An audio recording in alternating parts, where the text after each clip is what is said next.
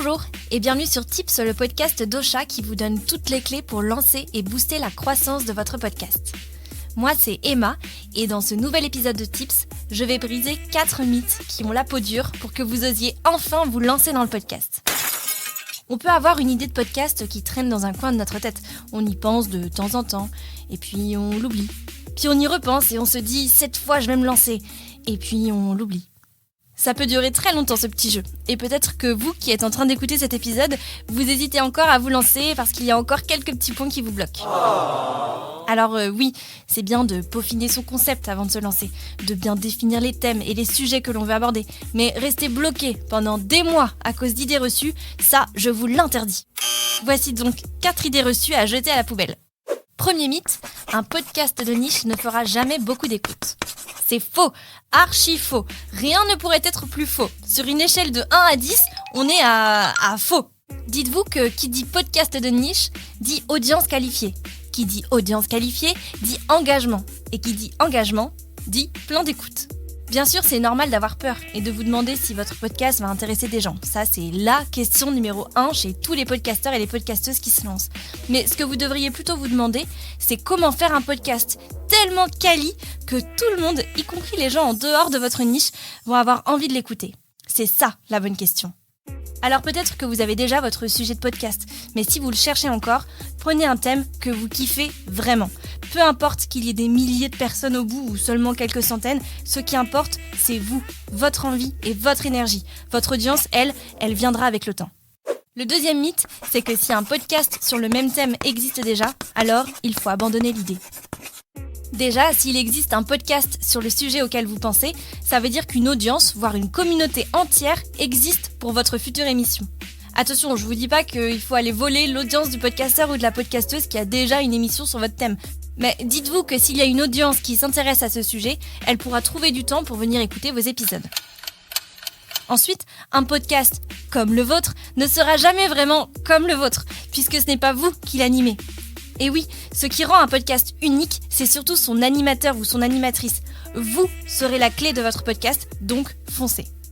Enfin, un podcast qui traite du même thème, ce n'est pas un concurrent, c'est plutôt un copain pour jouer. Sautez sur l'occasion pour faire ce qu'on appelle de la cross-promotion. La cross-promotion, c'est concrètement une technique qui permet de partager son audience avec un autre podcasteur. Il y a plein de techniques possibles. Si ça vous intéresse, vous pouvez aller voir notre vidéo YouTube sur le sujet ou aller écouter notre épisode de Tips dédié. Je vous mets les liens dans la description de l'épisode. Troisième mythe, faire un podcast, ça demande des compétences trop techniques pour l'enregistrement et le montage. Pour se lancer dans le podcast, on n'a vraiment pas besoin d'être un ingénieur du son. Bien sûr, il faut un peu de temps pour comprendre comment bien enregistrer et monter cet épisode, mais promis, c'est pas sorcier. Le matériel de base, c'est un PC, un micro USB et un casque audio. Rien de plus, rien de moins. Sur votre ordinateur, vous devez télécharger un logiciel de montage audio et vous avez de la chance, il y en a des très bien et gratuits comme Audacity ou GarageBand par exemple. Vous n'avez ensuite qu'à brancher votre micro USB et le tour est joué. Vous pouvez enregistrer votre podcast où vous voulez et quand vous voulez. Pour le montage, la base, c'est ce qu'on appelle des cuts. Concrètement, vous allez couper votre fichier audio à certains endroits pour ne garder que les parties qui vous intéressent. Il suffit donc de connaître un raccourci clavier. Et ça y est, vous savez monter un épisode de podcast. Vous n'aurez qu'à ajouter une petite musique libre de droit en fond et vos auditeurs et auditrices seront comblés. Franchement, dit comme ça n'a pas l'air si compliqué. Ça serait vraiment dommage de ne pas se lancer pour si peu. Quatrième mythe, on passe plus de temps à promouvoir son contenu qu'à le créer. Alors, c'est vrai que c'est super important de passer du temps sur sa communication pour promouvoir son podcast. Si votre podcast est génial, mais que personne ne sait qu'il existe, c'est quand même dommage. Ça demande du travail, certes, mais il y a 2 solutions à ce problème. La première, c'est de faire ce qu'on appelle du snacking content. On en parle souvent dans Tips parce que c'est quelque chose qu'on fait beaucoup pour notre propre podcast et pour tous nos contenus en général. Mais concrètement, l'idée c'est de partir d'un contenu pour en créer plein d'autres. Pour votre podcast, vous pouvez donc partir de votre épisode, choisir des petits extraits pour teaser sa sortie sur les réseaux sociaux, prendre des photos et des vidéos que vous diffusez un peu partout, utiliser le script de vos épisodes pour en faire un article de blog. Là encore, il y a plein de techniques. Et si vous voulez creuser le sujet, je vous mets le lien de notre vidéo YouTube et de notre épisode de Tips qui parle de cross-promotion dans la description.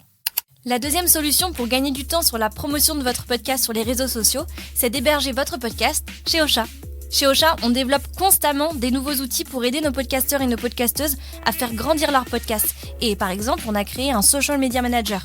Et ça, on est le seul hébergeur à le faire.